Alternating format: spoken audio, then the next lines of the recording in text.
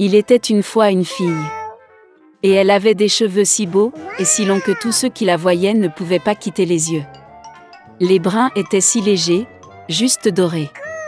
Par conséquent, ils l'ont appelée Boucle d'or.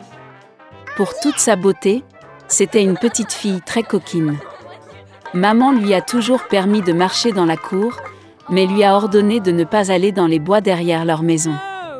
Boucle d'or était très intéressée de savoir ce qu'il y avait dans cette forêt.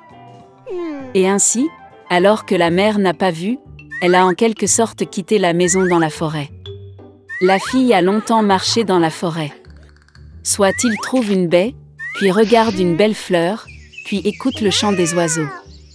Alors elle s'est perdue dans la forêt. Et soudain, elle a vu une maison inhabituelle dans une clairière. Boucle d'or s'approcha de lui doucement. Je me suis promenée, mais je n'ai vu personne. Elle a frappé à la porte, mais personne n'a répondu. Puis, elle frappa plus fort et la porte s'ouvrit. Boucle d'or entra prudemment. 3 ours vivaient dans cette maison. Un ours était papa, gros et hirsute. L'autre était une mère ours. C'était plus petit. Le 3e était un petit ours. Les ours n'étaient pas chez eux car ils étaient allés se promener dans les bois. La fille entra dans la pièce et vit 3 bols de porridge sur la table. Le premier bol, le plus gros, était le papa ours. Le 2e bol, le plus petit, était la mère ours, et le 3e, le plus petit, était l'ourson. Près de chaque bol, posait une cuillère, grande, moyenne et petite. Boucle d'or avait tellement faim qu'elle a d'abord voulu manger dans un grand bol. Elle prit la plus grande cuillère, prit le porridge, le goûta, mais le porridge était trop chaud.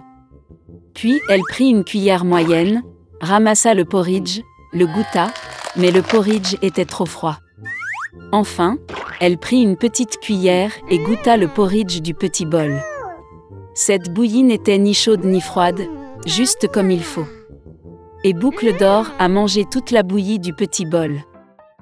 Après avoir mangé, la fille a voulu s'asseoir et a vu 3 chaises près du poêle. Une grande, une autre plus petite et la 3e, très petite, avec un petit oreiller rouge.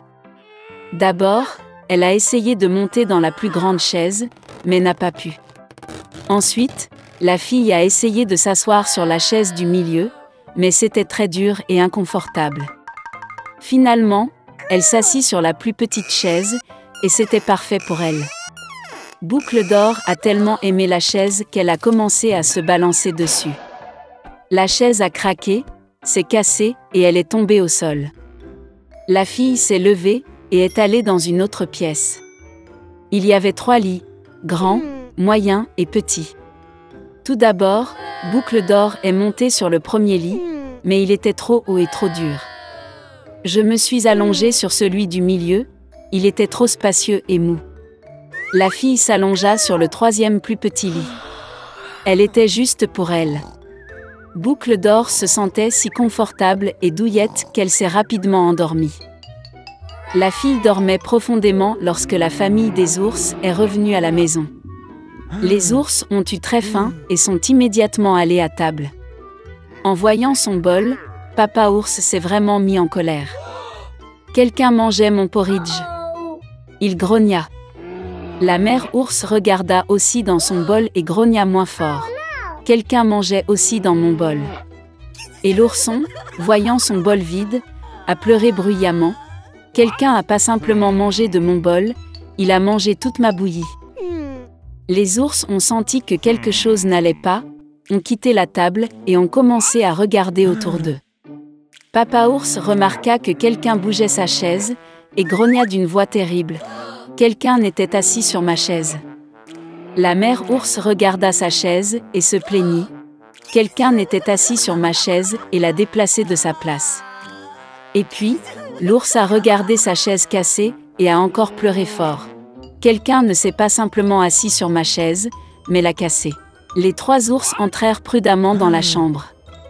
Quelqu'un était allongé sur mon lit et l'a froissé. Papa ours rugit d'une voix terrible. Et quelqu'un était allongé sur mon lit et l'a froissé, grogna la mère ours. L'ours en peluche a regardé son lit et a pleuré à nouveau. Quelqu'un était allongé sur mon lit aussi. Et puis il a vu la fille et a crié d'une voix mince, et dort encore en elle. Papa et maman ours sont allés au lit et ont vu qu'une petite fille dormait là. Boucle d'or s'est réveillée du cri d'un ourson et a eu très peur. Il y avait 3 ours devant elle. Elle a immédiatement sauté hors de la maison et a couru partout où ses yeux regardaient, sans se retourner. La fille a couru pendant un long moment, était très fatiguée, puis elle a vu sa mère, qui cherchait sa fille disparue dans la forêt. Depuis, Boucle d'or a toujours écouté sa mère et n'a rien fait sans sa permission. Elle est devenue une fille très obéissante, gentille et gentille. Il était une fois une mère porc et ses 3 porcelets. 3 frères ont la même taille. Ronds, roses, avec les mêmes queues drôles. Tout l'été, les cochons jouaient dans l'herbe verte, se prélassaient au soleil, se prélassaient dans les flaques d'eau. Mais l'automne est arrivé. Un jour, ma mère a dit qu'il était temps pour eux de penser à l'hiver. Elle leur a demandé de construire une grande maison. Le jeune frère a dit que l'hiver était encore loin. Le frère du milieu a dit qu'il construirait sa propre maison en cas de besoin. Et le frère aîné a décidé de construire la maison lui-même. Les frères cadets et intermédiaires n'ont fait que jouer à leur jeu. Il faisait de plus en plus froid chaque jour. Le jeune frère a décidé de construire une maison en paille. Le frère du milieu pensait qu'il ferait très froid dans la maison au toit de chaume en hiver. Il a décidé de construire une maison à partir de brindilles et de brindilles. Le soir, leur logement était prêt. Ils étaient très fiers d'eux-mêmes et ne pouvaient pas se lasser de leur bâtiment. Maintenant, ils étaient libres et pouvaient faire ce qu'ils voulaient. Ils ont décidé d'aller voir leur frère aîné et de voir quel genre de maison il s'était construit. Le frère aîné était occupé à construire. Il a appliqué des pierres, malaxé de l'argile et s'est lentement construit une maison fiable et durable. Les jeunes frères ont trouvé leur frère aîné au travail. Ils étaient très surpris du genre de forteresse qu'il construisait. Le frère aîné a continué calmement à travailler. Les frères cadets et intermédiaires ont commencé à plaisanter et à rire de sa maison. Ils étaient tellement amusés que leurs cris résonnaient loin à travers la pelouse. Le frère aîné a demandé à se taire, car le loup pouvait les entendre. Les frères cadets et intermédiaires étaient encore plus amusés. Ils ont décidé que le frère aîné n'était qu'un lâche. Et les 2 braves frères sont allés se promener. En chemin, ils ont chanté et dansé, et quand ils sont entrés dans la forêt, ils ont fait un tel bruit qu'ils ont réveillé le loup qui dormait sous le pin.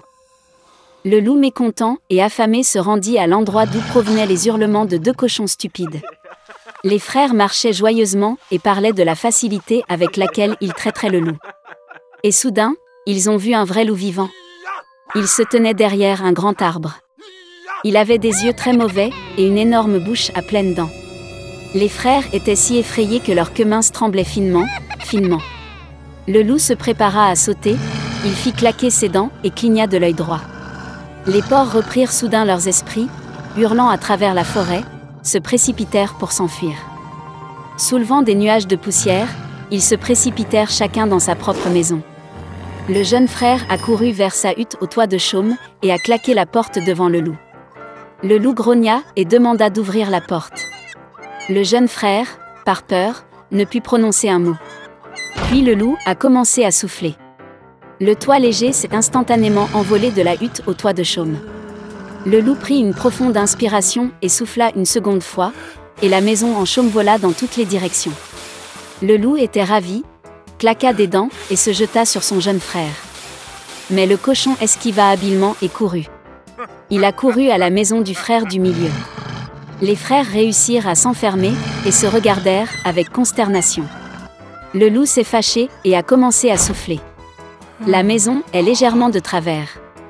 Le loup a soufflé une seconde, puis une 3e, puis une 4e fois. Mais la maison était toujours debout. Le loup prit une profonde inspiration et souffla pour la 5e fois. La maison a tremblé et s'est effondrée.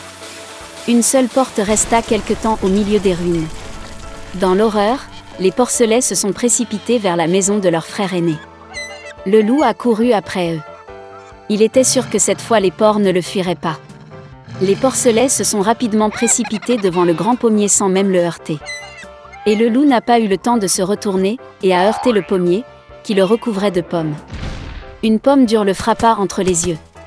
Une grosse bosse sauta sur le front du loup. À ce moment-là, les frères cadets et intermédiaires ont réussi à pénétrer dans la maison du frère aîné et à verrouiller la porte. Le loup courut vers la porte, grogna et demanda d'ouvrir la porte. Les jeunes frères avaient très peur et ne pouvaient rien dire en retour. Et le frère aîné savait que lui et ses frères n'avaient rien à craindre dans une maison en pierre solide. Puis le loup a aspiré plus d'air et a soufflé dès qu'il a pu.